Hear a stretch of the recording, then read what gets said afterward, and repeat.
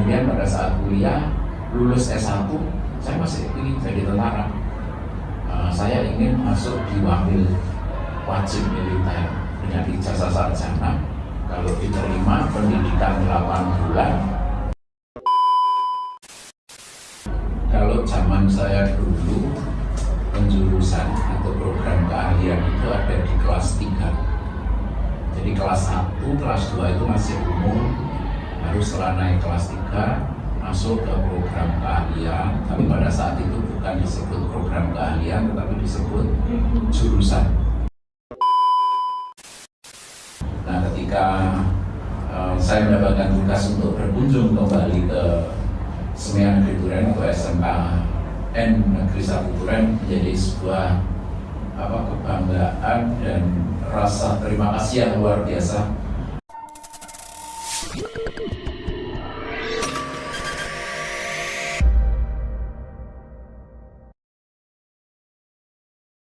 Hai, halo Sobat Duren One Podcast, kembali lagi di Duren One Podcast. Suara kita, karya bersama. Di episode yang sangat spesial ini, kita kedatangan tokoh yang sangat menginspirasi dan juga akademisi. Beliau adalah lulusan dari SMK Negeri 1 Duren dari jurusan Tata Buku atau juga akuntansi. Beliau bernama Profesor Dr. Cipto Wardoyo, SE, MPD, MSI, AK, CA. Baik, Prof. Boleh perkenalkan dulu kepada audiens untuk lebih tahu Profesor. Ya, oke. Assalamualaikum warahmatullahi wabarakatuh. Waalaikumsalam. Salam sehat untuk semuanya. Jadi terima kasih. Saya adalah alumni Semean Negeri Duren. Ya, pada saat itu masih namanya Semean Negeri Duren, sekarang jadi SMKN 1 Duren. Sudah cukup lama karena saya lulus tahun 1979, 1980. Nah, ketika saya mendapatkan tugas untuk berkunjung kembali ke Semean Negeri Duren atau SMKN Negeri 1 Duren, menjadi sebuah kebanggaan dan rasa terima kasih yang luar biasa, sehingga saya bisa mengunjungi sekolah saya dahulu. Nama saya Cipto Wardoyo. Profesor itu adalah gelar akademik yang itu saya dapatkan sekian tahun yang lalu, sehingga kalau misalnya tidak profesor maka usia 65 saya sudah pensiun, artinya tahun depan saya harus pensiun, tetapi karena SK profesor saya dari Presiden turun, maka masa kerja saya tidak lagi menjadi 65 menjadi 70 tahun, sehingga 5,5 tahun lagi saya pensiun. Di sini saya akan, sebelum memasuki sesi tanya jawab, saya ingin mengajak Bapak itu untuk mengajak Profesor untuk bernostalgia waktu zaman sekolah di SMK ini. Profesor, waktu menurut ilmu di SMK ini menjadi murid yang sangat amat teladan atau pernah melakukan kesalahan seperti murid-murid yang lainnya gitu? Ya, makasih.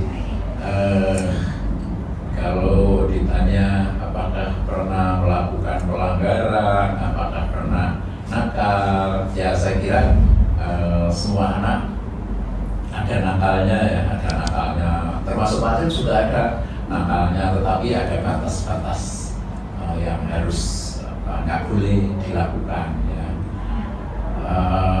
Tahun 1977 itu ada kampanye pemilihan umum. Waktu itu partainya hanya 3, Golkar, P3, dan PDI. Tahun 77 ya. Tahun 77 itu Aceh kelas 2. Pada saat ada kampanye di depan Semean Negeri Duren ini, ada iring-iringan sepeda motor, Pak Cip sempat melihat karena iring-iringan itu panjang.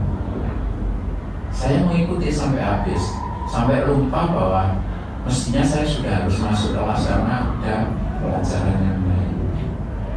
Baru setelah saya masuk, ya mau masuk ke kelas, pintunya udah ditutup.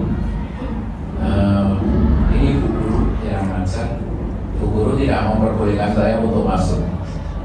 Saudara tidak boleh masuk karena saudara terlambat masuk kelas, khususnya jam sekian sudah harus masuk, tapi saudara tidak masuk kelas. Nah ini salah satu mungkin untuk kalau dikatakan nakal ya tidak nakal ya. Saking senangnya ya kampanye iring-iringan sepeda motor, lupa waktunya masuk. Itu salah satu. Terus hal-hal lain yang kecil, kalau bapak ibu guru zaman saya dulu itu berbeda dengan sekarang. Bapak guru, ibu guru itu kalau memotivasi kepada siswa itu bentuknya fisik. Saya punya guru, yang guru itu kalau memotivasi siswa mesti dicubit. Dan nyubitnya nggak sekedar nyubit, memang dicubit beneran sampai kita benar-benar merasa sakit. Tapi siswa-siswa termasuk saya yang pernah dicubit, ya nggak pernah mengancam dan lain sebagainya, karena itu adalah memang motivasi yang dilakukan oleh guru agar siswanya tidak melanggar dan lain sebagainya. Itu motivasi zaman dulu ya, kalau sekarang nggak bisa diterapkan itu ya, guru harus hati-hati. Nah, jadi yang namanya dicubit, kadang terus dipukul sama penggaris. Nggak tahu sekarang masih ada nggak penggaris yang panjang dari kayu 1 meter itu? Sudah nggak ada ya, sekarang sudah pakai whiteboard, terus dulu masih pakai blackboard ya, pakai blackboard, penggaris yang 1 meter itu belum ada spidol tapi masih pakai kapur. Oh itu yang namanya dipukul sama penggaris 1 meter itu ya sering. Tapi itu mungkin jangan dimaknai nakal ya. Itu adalah makna bahwa guru itu sayang kepada muridnya untuk mengingatkan agar murid tidak melakukan perbuatan lagi. Nah itu saya kira kejadian-kejadian yang pernah saya lakukan, pernah teman-teman yang lakukan. Bahkan di selesai pelajaran itu masih ada temannya Pak Cek itu yang saling ancam-ancam, terus berkelahi di luar sesama siswa SMK yang Cadukuran yang pada saat itu masih atau masih namanya masih semian itu berkelahi tapi berkelainya sudah di luar jam pelajaran. Nah kalau itu mungkin nakal ya, tapi kalau Pak Cek nggak pernah sampai berkelahi, itu nggak pernah. Ya, paling-paling ya itu tadi istilahnya diserat, tidak boleh masuk kelas pada saat itu karena terlambat masuk. Nah itu saya kira. Perjalanan awal profesor dari SSK itu memiliki motivasi untuk melanjutkan S1 itu bagaimana? Ya, zaman dulu ya, anak-anak zaman dulu dengan zaman sekarang sudah sangat berbeda. Kalau anak-anak zaman dulu itu ketika bapak ibunya mengatakan kamu harus studi lanjut, kamu harus kuliah, udah kita nggak berani diskusi, nggak mau, saya mau kerja dan lain sebagainya. Jadi kalau orang tua sudah mengatakan kamu harus melanjutkan kuliah di sana, itu manut. Nah, termasuk Pak Cik juga begitu. Saya manut dengan bapak ibu saya, terutama bapak saya ya. Kamu kuliah aja. Akhirnya saya melanjutkan kuliah di IKIP Malang. Ya waktu itu ada seleksi, alhamdulillah tahun 80 saya diterima. Kemudian tahun 84 Pak Cik sudah lulus S1. Ya Pak Cik sudah mendapatkan gelar Dr. Andes. Jadi zaman dulu kalau lulus S1, kalau laki-laki itu dapat gelar Dr. Andes, tapi kalau perempuan itu Dr. Anda. Tahun 84 sudah lulus sarjana pendidikan ekonomi. Kemudian saya sudah punya ijazah sarjana. Apa yang harus saya lakukan? Nah, kemudian tahun 85 itu ada seleksi penerimaan dosen baru tahun 85. Maka di situ kemudian Pak Cek ikut seleksi, alhamdulillah bisa diterima. Kemudian pada satu tahun kemudian 1986 SK sebagai dosen, sebagai PNS sudah saya dapatkan. Dari situlah awal saya berkarir sampai dengan saat ini saya kembali ke SMK Negeri 1 Turen. Oke. Apakah profesor memang memiliki niatan untuk menjadi profesor dari kelas 10 atau memang ada bidang lain sebelumnya? Ya, sebenarnya cita-cita saya yang awal itu jadi tentara. Jadi Pak Cip itu cita-citanya jadi tentara. Saya lulus Semean Negeri Turen itu daftar tentara, tapi dengan bapak saya tidak diizinkan. Karena kalau daftar tentara itu harus ada izin dari bapak, surat resmi dari bapak yang mengizinkan anaknya untuk daftar TN. Dengan bapak saya tidak diizinkan. Kemudian ya oke lah, saya kuliah. Kemudian pada saat kuliah lulus S1, saya masih ingin jadi tentara. Saya ingin masuk di wakil wajib militer dengan ijazah sarjana. Kalau diterima pendidikan 8 bulan, pulang sudah pangkatnya sudah di pundak sini, bukan di, kalau perwira di atas ini. Kalau perwira itu kalau misalnya lulus wakil wajib militer, ya pangkatnya menjadi Letnan 2. Di sini satu kuning, yang di sini namanya. Tapi begitu lulus S1, saya daftar wakil dengan bapak saya nggak diizinkan juga. Oke, di sini banyak yang bilang, Prof, jadi dosen itu profesi yang tenang. Itu apakah benar atau justru banyak drama di balik layar itu? Ya, kasih. Ya. Jadi dosen itu sebenarnya lebih banyak ke tuntutan akademik ya. Artinya kita harus bertanggung jawab secara akademik.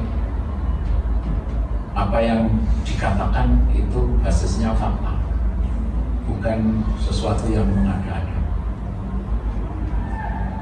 Jadi kalau misalnya ada isu-isu itu sifatnya mengada-ada, itu nggak benar.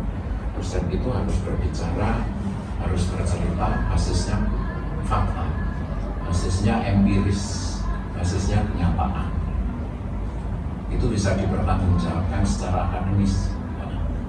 Jadi bukan tadi dikatakan mengada-ada dan sebagainya, tidak, tapi fakta yang berbicara.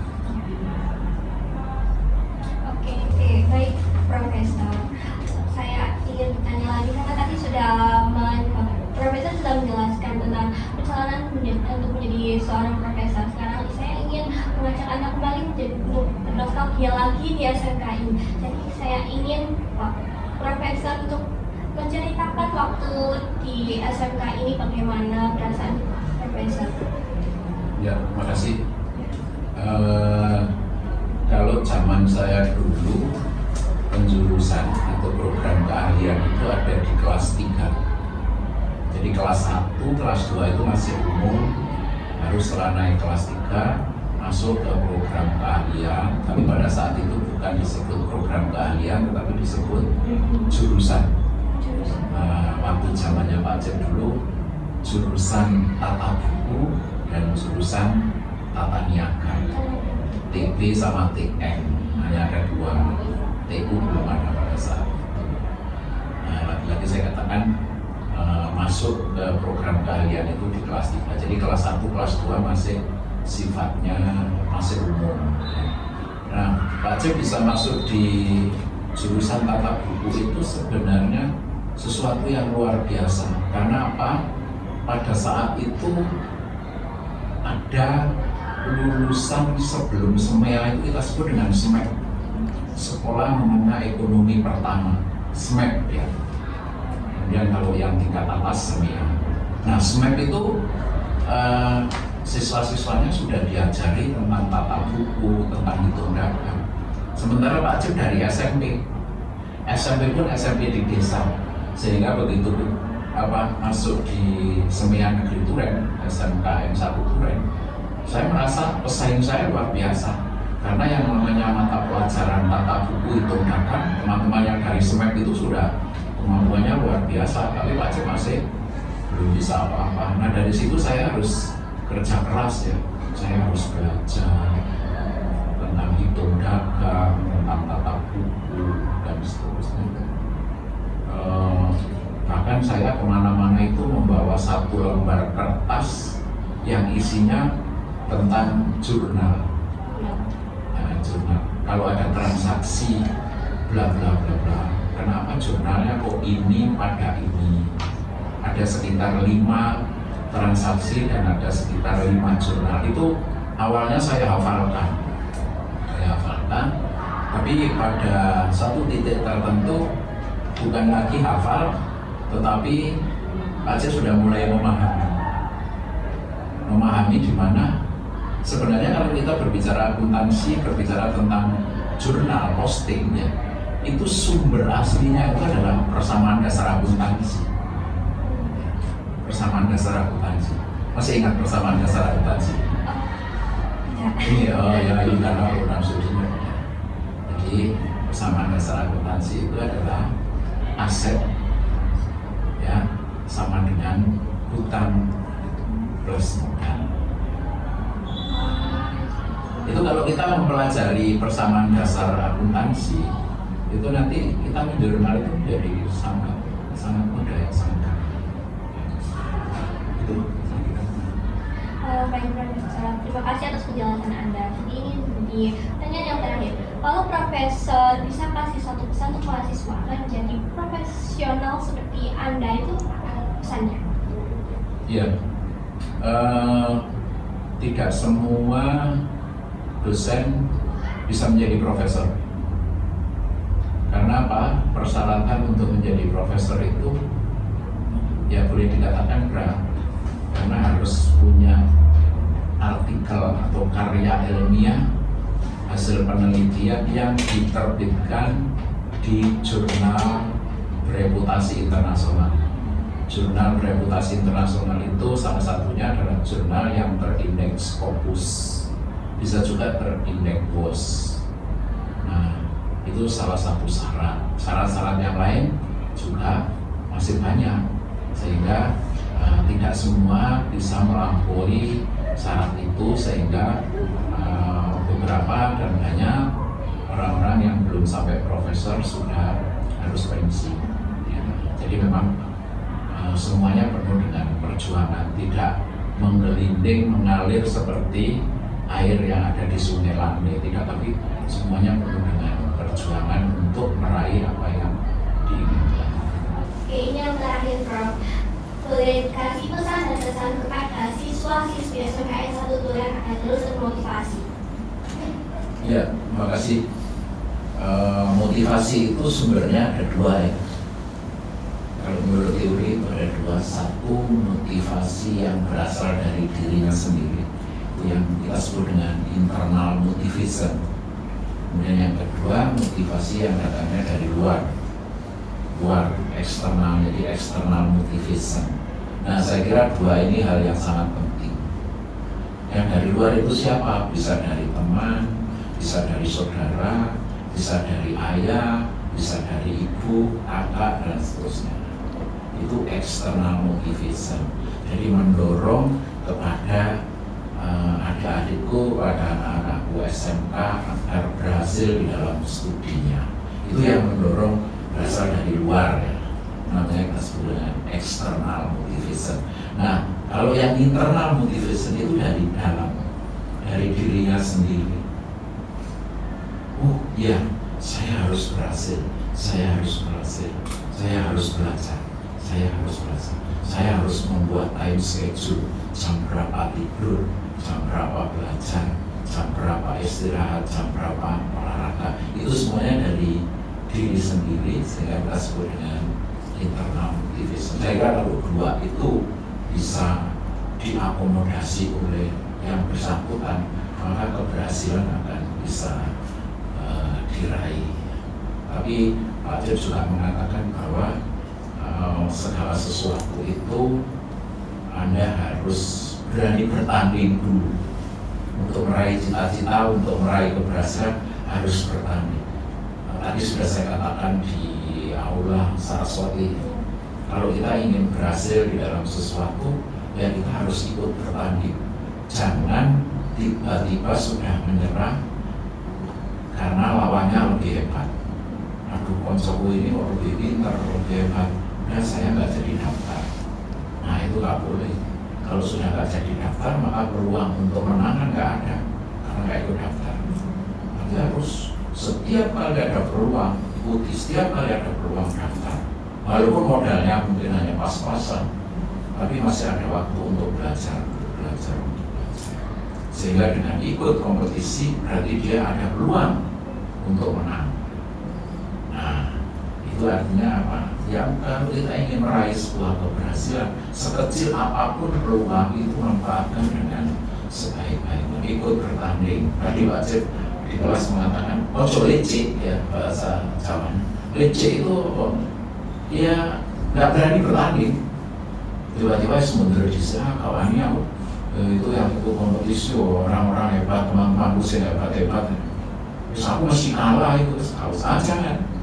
Tapi tetap harus ikut bertanding, karena dengan ikut bertanding maka peluang ada. Oke, terima kasih atas motivasinya. Semoga ini sangat memotivasi kepada siswa-siswa SMA Turen. Luar biasa sekali pembicaraan kita bersama Profesor Dr. Cipto Wardoyo hari ini.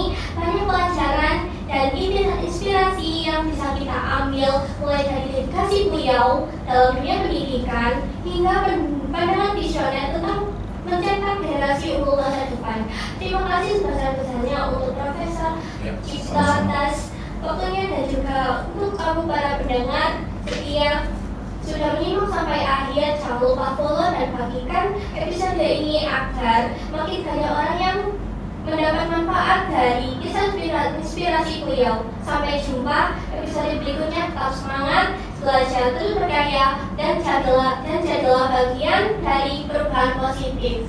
See you.